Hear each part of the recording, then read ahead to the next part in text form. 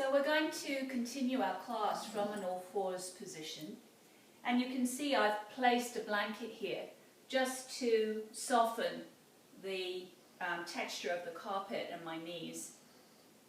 Take your hands forward of your shoulders, and this is something that I really like to play with. I prefer the hand not be directly beneath the shoulder, a little too much pressure on the wrist itself.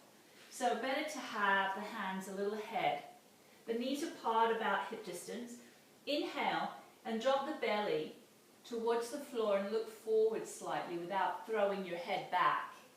And exhale, pull the navel back towards the spine. So here, this is our vertebral wave in a different relationship to gravity. And you can feel that immediately you get more range of motion. Now we can play with this arch and flatten pattern very simply by deciding that we're going to bias one side of the body. And of course both sides will respond. But we could bias this into the left side first. So we could, as we exhale, just create a little bit more work in that left side. Let's do that one more time. Exhale, creating more bias in the left. And then let's shift that to the right. So as you exhale this time, create a little more bias to the right side. And one more time. And then come back into neutral, where you're working both sides equally.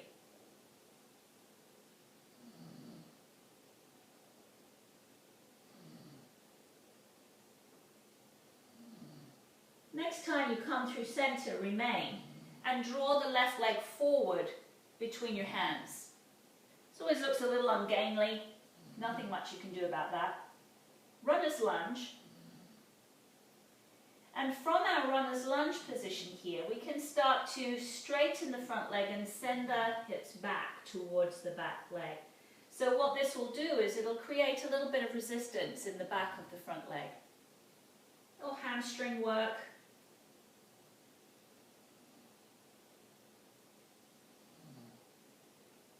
Next time you come forward, let that be the last time. And heel toe this left foot out to the left. We want the knee and the foot to point out towards that left side. Bring your hands onto the inside of the leg. And let yourself come into almost a little chaturanga type position. So you're dipping. You're letting your elbows bend. And the elbows bend back towards the back leg as you dip. Let's just do 3 there. It's like a little push-up. Come on, back into center. And pause there. Keeping the knee behind the toes, but it can go a little beyond the ankle itself. From here, let's float the arms up on an inhalation, bringing yourself up into low warrior. Exhale, and take yourself down. Let's do 2 more like that. Inhale, float the arms up. Exhale, come back down. And 1 more.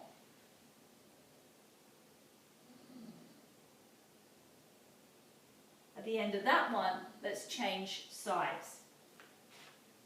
Right leg comes forward. Runner's lunge, but low lunge. The knee a little bit beyond the ankle, but behind the toes. And then pressing back, taking the hips back towards the heels. Coming into a little bit of hamstring challenge there. And hip work, introducing this front hip to compression. Introducing the back leg hip into a little bit of extension.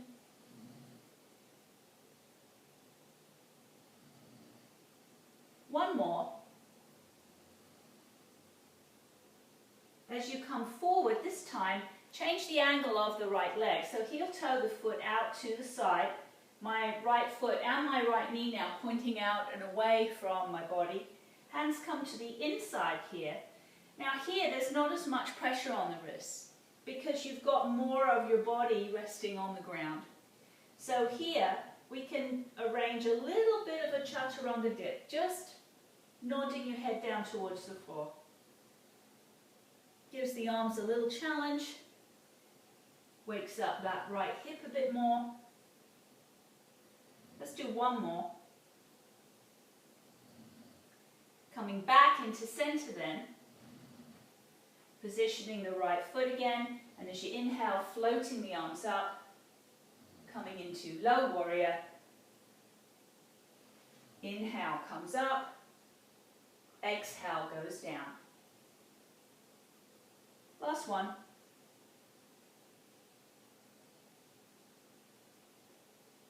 Taking that right leg back.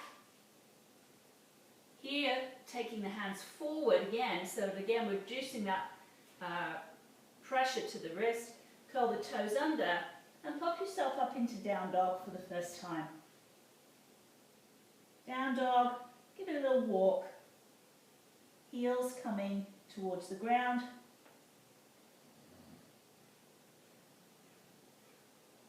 And then just kind of holding the posture and seeing, where are my tight areas today? What feels good about being upside down? What feels a little resistant?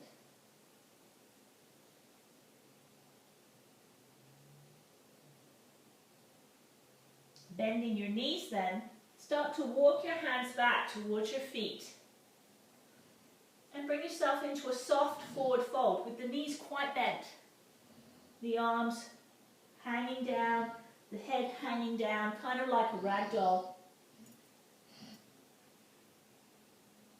And from here then, slowly pressing your feet into the floor, draw your navel back towards your spine and begin to roll up. When your hands get to about where your knees are, float them out and let them help you come up all the way into Tadasana.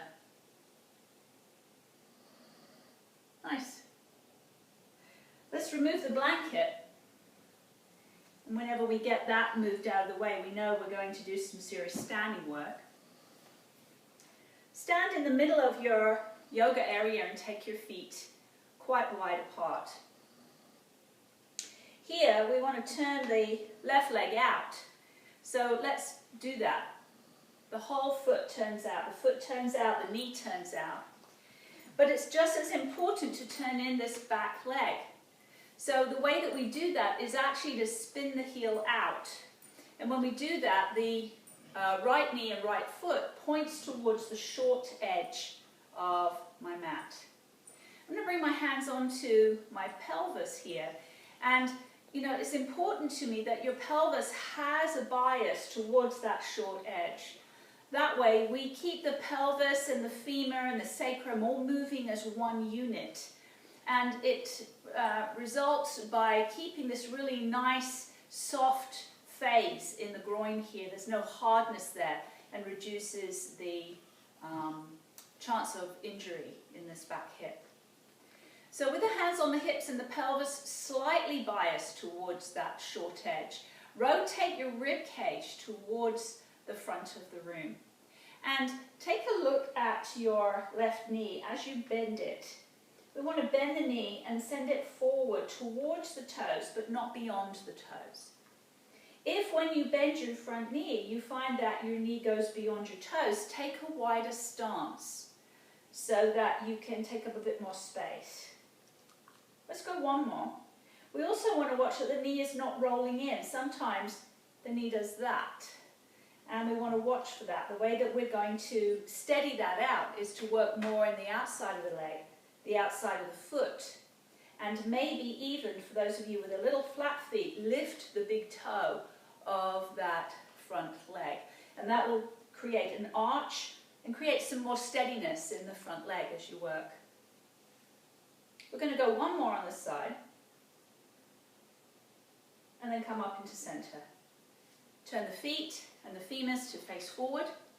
Just even out the feet, because whenever you come into an asymmetrical pose, it tends to leave you with one foot further forward. And let's come into a forward fold here. So hands come onto hips again. You can slide your hands down your legs as you come forward into Padottanasana. Now hands can come to shins or thighs if your hamstrings are tight. For those of you that enjoy longer hamstrings, you can bring your hands all the way down to the floor. But trust me, nothing happens if you touch the floor. You just happen to have longer hamstrings than some people. Inhale here and lengthen the spine. So you're coming away from the pose for a moment. And as you exhale, more deeply fold and just let your hands come down to wherever it feels comfortable for you. Let your head relax so the spine is fully in flexion. And say good morning to your hamstrings. Let's take 2 breaths in here. Find a nice weighted balance between the heel and the ball mount of your foot. So there's an equal balance here. This will take your body forward slightly, I predict. To come out of the pose, we're going to bend the knees a lot. So come right out. Pull your navel back towards your spine. So we maintain the flexion. We're going to roll up and again sweep the arms up when we get about halfway and bring the hands down to prayer pose. So turn the femurs and the feet in the other direction. The right foot turns out fully. The left heel spins out. The pelvis has a bias towards the short edge of the mat, but the trunk rotates towards the front of the room. All that in place, bending your front knee, float the knee above the ankle and keep it behind the toes. And we're going to bend and straighten that leg a couple of times. Check on the foot placement. Look at the way that the knee is bending, making sure it's not rolling in. We've got some good weight on the outside of the foot and the ball mount of the foot. And I have my big toe lifted a little bit, and that would be something that if you tend to flat feet, that would be something you could do to help you maintain stability in this posture. Let's do one more. And as we come straight this time, turn the femurs and the feet again towards the front, but this time bring yourself in to center. Your feet come together. So I like the feet to be a little apart. I'm not one that jams your legs in this way. My pelvis is quite wide, and so it actually doesn't like standing with feet together.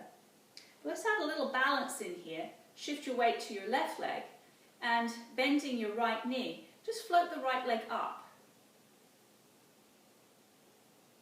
Can you flex the foot and push out through the heel any amount?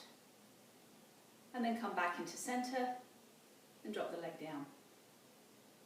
Let's switch sides with that. Shift your weight to the right leg, the left knee comes up, flex the foot and press out through the heel.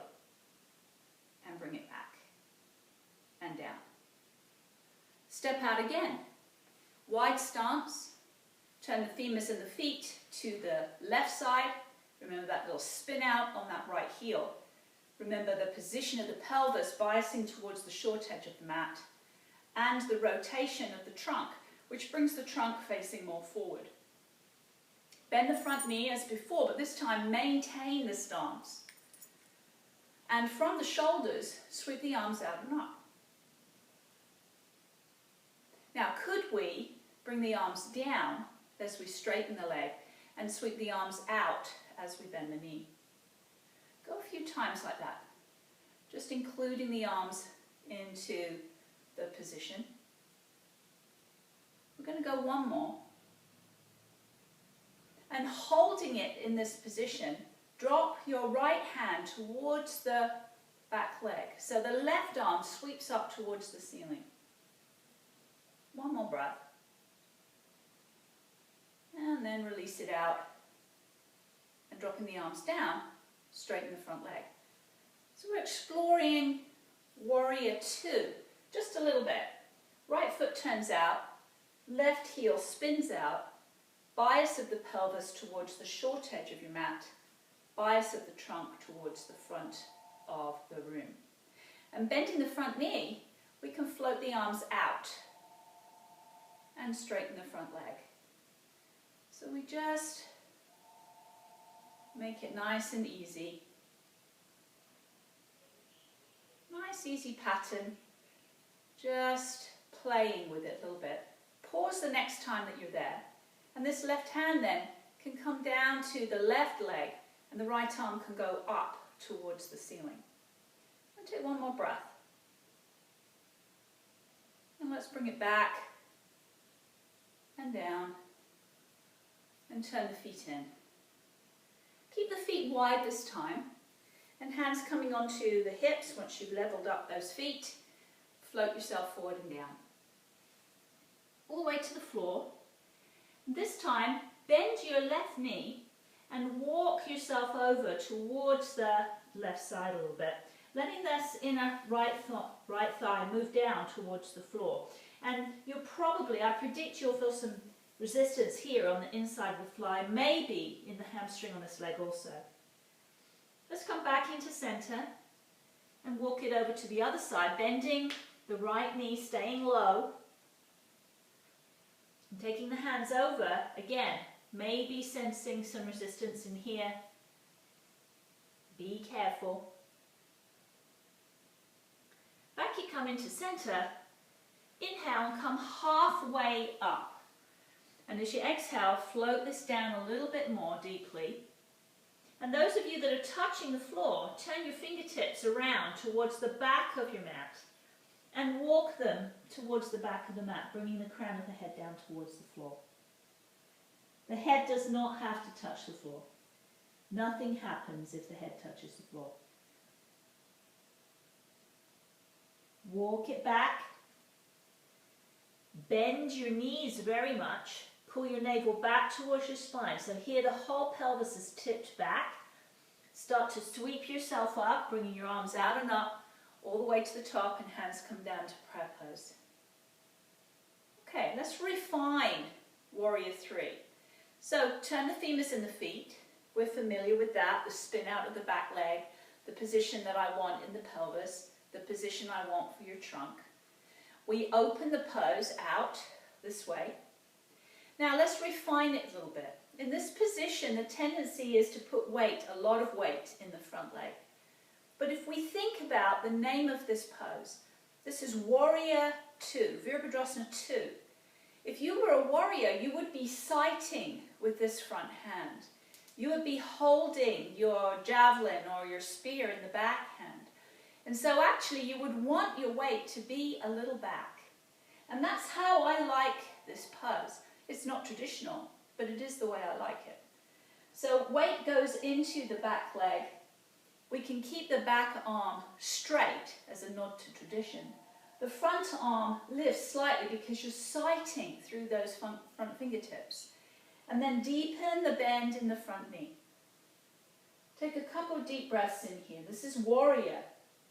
This is the warrior heart that we need right now in order to defend ourselves and win the battle.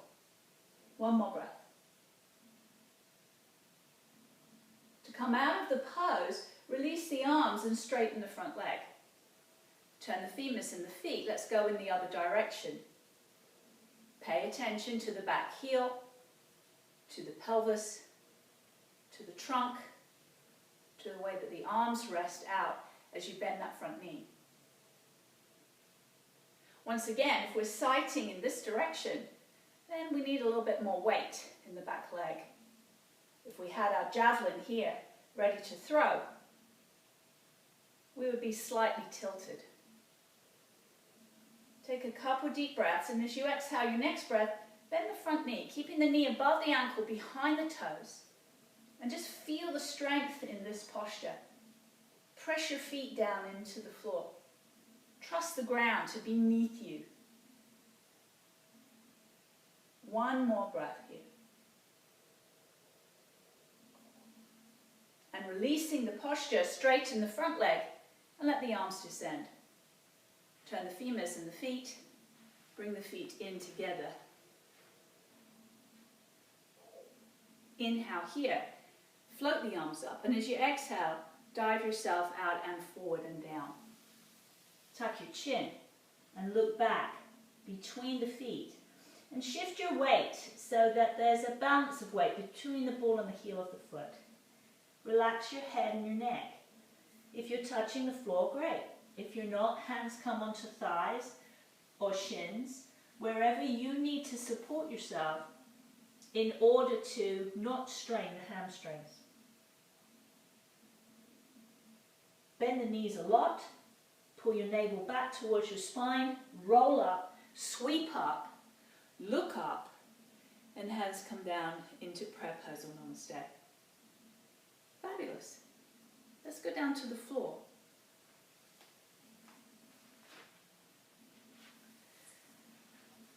So, on the ground, bend your knees and put your feet on the floor. You might have to lean back a little bit to do this. Drop your knees to the left side and then spin the feet around a little bit. So as your knees are dropped to the left, you're going to feel that you're resting on your left hip. There's sort of a high point there that you can feel rocking and rolling on. Stay on that high point and sort of pivot the legs. So we don't really change the leg relationship to each other. We just sort of move the legs around a little bit. The left arm then can reach out and rest on the floor. It doesn't have to be on the mat. And as you inhale, float the right arm up. And as you exhale, twist towards that left side and take the right arm through the left a little bit, like you're threading the eye of the needle. Let's do that a few times. Inhale, fly up. Exhale, ride it down.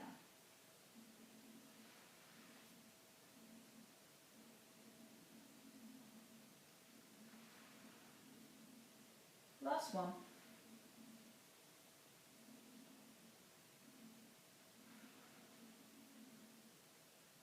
And then come back into center.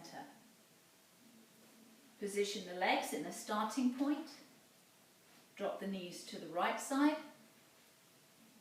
Feel yourself resting on that high point in your hip. It's almost as if you're rolling over a little pebble. And once you get yourself onto the high point there, just pivot your legs around a little bit so everything fits easily. Right hand comes out and onto the floor. Left arm reaches up. And as you exhale, sweep the left arm through that right gap. Inhale, fly up. Exhale, round.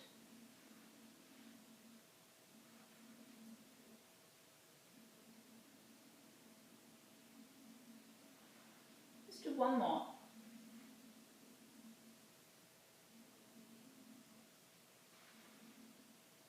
And back into center. And slide the legs out on the floor. Now, grab your pillow or your bolster or a couple of pillows. And let's position that pillow to your left. We want the pillow to be roughly where your hip is. Bending the knees, drop the knees over, pivot yourself a little bit on that high point. And this time, take your hands to straddle the bolster. So we've already addressed the rotation of the body. And I'd like you to feel now that you're turning on purpose that trunk. As you rotate your trunk, let the pelvis respond. Don't keep it locked down. It's going to come up and around. We want that to occur. That's a functional movement, part of the rotation. So don't try and do something opposite to that. Rotate the trunk down, let the belly lay on the bolster. And you can keep your hands straddling here until you get almost down to the floor. And then you can decide what to do with your head. If your neck is comfortable, then just let it rest this way. If you have been able to procure more rotation in your trunk, then you'll be able to turn your head away from your knees. But you only want to do that if your neck is completely comfortable. And if you haven't procured much rotation to your trunk, you're way better keeping your head facing in the same direction as the knees. You could also grab a blanket here and just put a little pillow under your head. Close your eyes for a few moments and feel your breath in your back body and in the side of the trunk that's resting on the pillow. Be grounded. Let go of chaos. Create space between your thoughts and focus on your breath for 2 more breaths.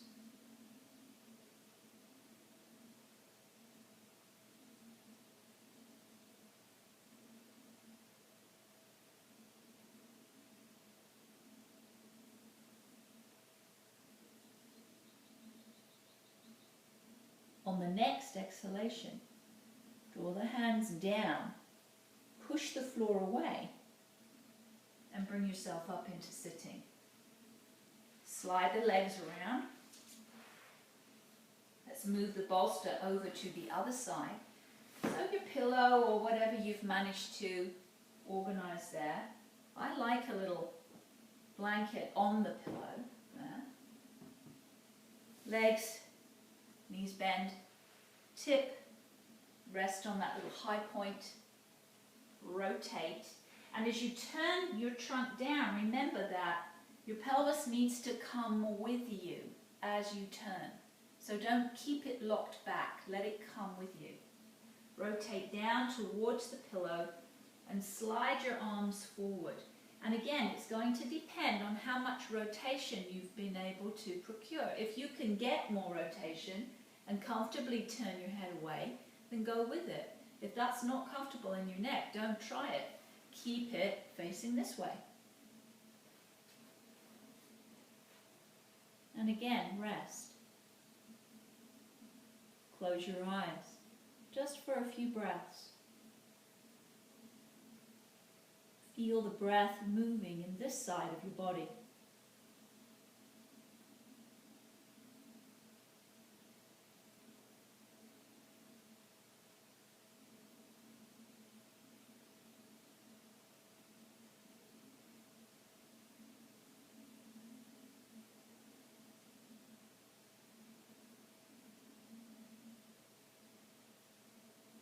On your next exhalation, bring your hands in closer to you and press down into the floor to bring the trunk up. This time though, arrange yourself briefly on all fours. The knees come apart. Inhale, arch the low back, look forward a little. Exhale, pull your navel back towards your spine, tuck your chin, rounding. Inhale, arching. Exhale, rounding.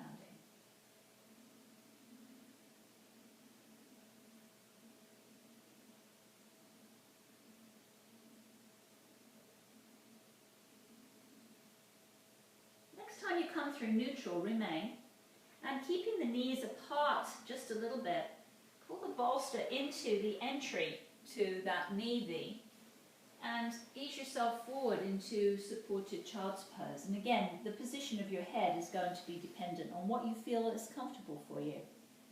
What's really nice sometimes is just to make some little potato fists with your hands and rest your forehead on those fists.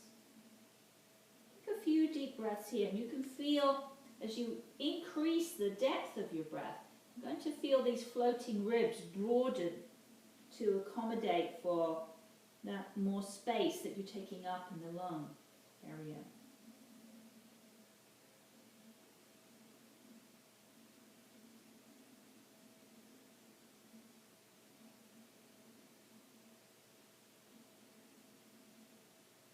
At the end of the next exhalation, press your hands into the bolster, pull your navel back towards your spine, and bring yourself up. Let's move the bolster out of the way and come down into the position that we began class in earlier this morning. Like a little pillow under my head. So be on the floor, bend your knees, or have your legs, actually bend your knees. Let's go back to just briefly our arch and flatten pattern.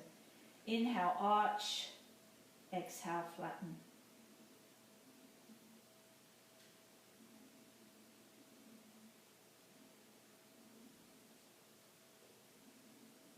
Notice the quality and the nature of the movement. Does it feel different to how you organize this at the beginning of class?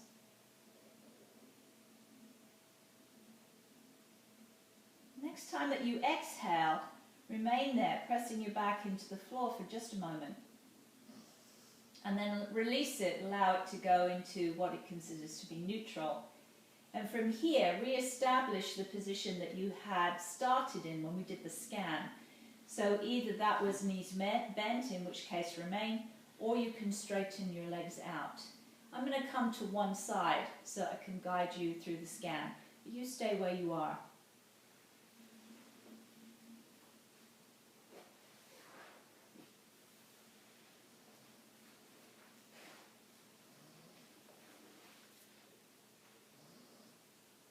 Start then by just noticing the position of your feet. Can you feel the distance or sense the distance between your feet that you've chosen? And see if it's any different to the position that you chose at the beginning of our session this morning.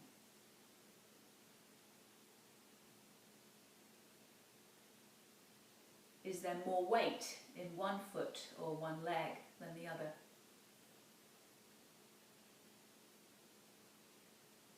Breathe your awareness up into the pelvis. And notice how it's resting on the ground now. Is it heavier on one side or the other? Is it different to the way that you perceived your pelvis resting on the ground at the beginning of class?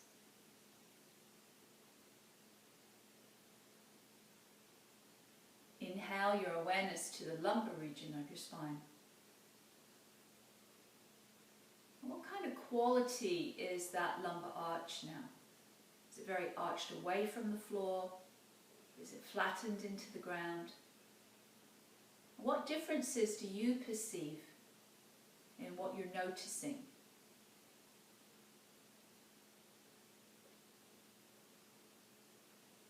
Bring your awareness to your arms and how you have organized them on the floor. Is one arm further away from the body than the other? Was there a difference at the beginning? How are your hands presenting now? Palms up or down or facing in? And last of all, notice the weight of your head. And compare the weight of your head to the weight of your pelvis. See which you detect feels heavier in the ground. Is one heavier than the other? Does it feel different to what you noticed a while ago?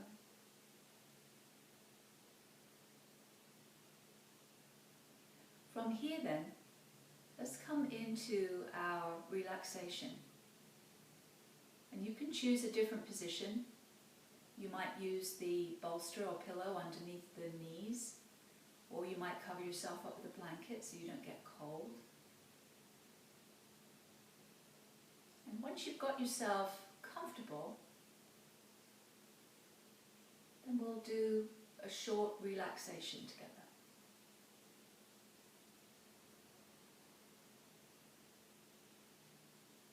Closing your eyes, just find your breath. Just notice it, the in and the out of it. And always, as we notice our breath, we slightly lengthen it. We have to, because otherwise we can't really feel it or sense it. We're so used to it being regulated by the brain.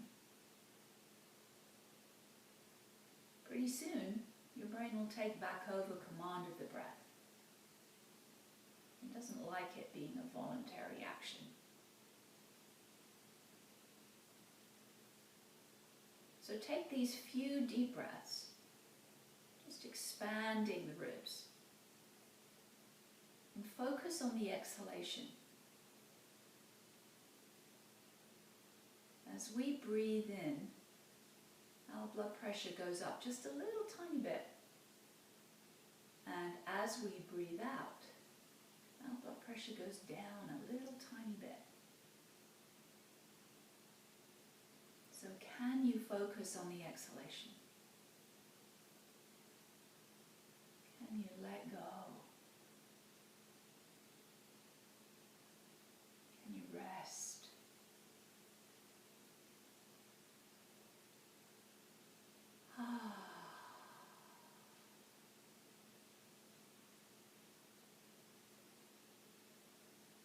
Feel the weight of your limbs.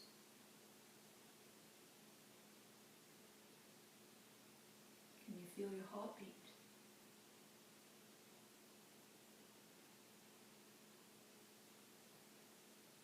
Can you feel yourself a still point in the center of the storm?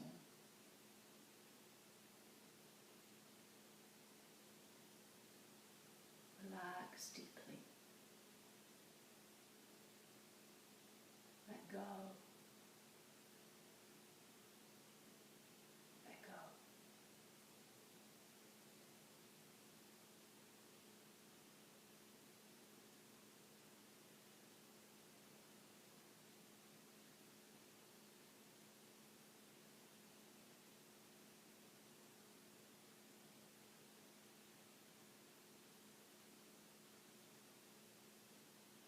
On your next inhalation, wiggle your toes and your fingers. Begin to move and stretch in any way that feels comfortable to you.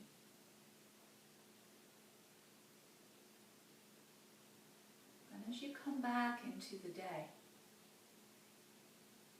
bring some of this groundedness with you. Bring some of the warrior energy that we developed. Our ability to defend, our ability to overcome is wrapped up in that pose. Standing your ground.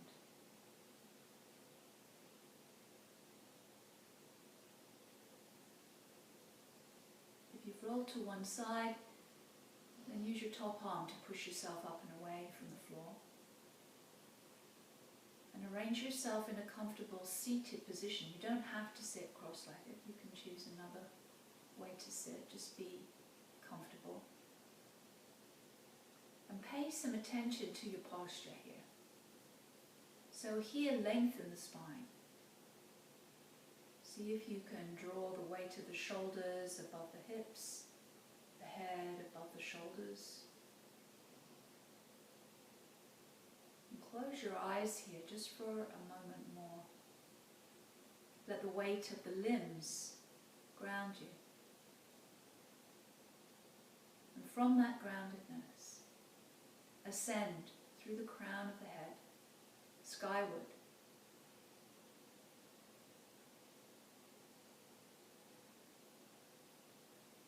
Namaste.